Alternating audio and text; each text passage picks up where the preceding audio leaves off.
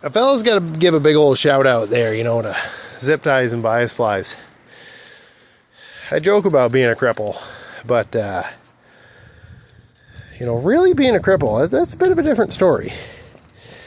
I've had some broken bones in the old foot before, but this is my first time running one of these prosthetic units instead of a set of crutches. Plow froze. Yeah, halfway through the job. You know, living up on a couple miles of camp road. The only one that really plows. And the old lady drives a minivan. So, somebody's got to do it.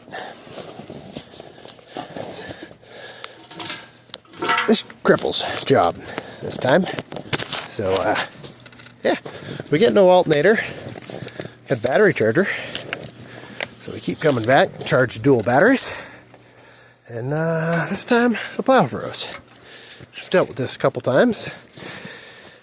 Toting this thing around with one leg, it's a little bit different.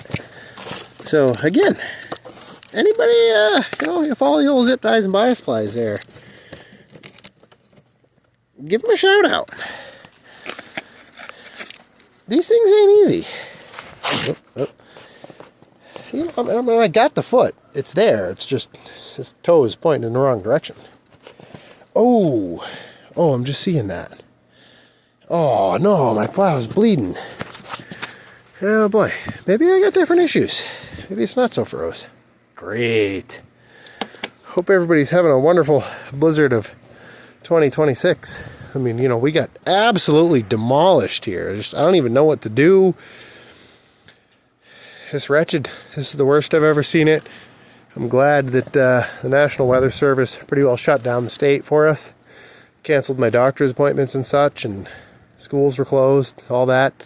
You know, I mean, the four-wheelers are just completely buried. I hope y'all can hear the sarcasm in my voice. I grew up a lot fucking farther north than this shithole.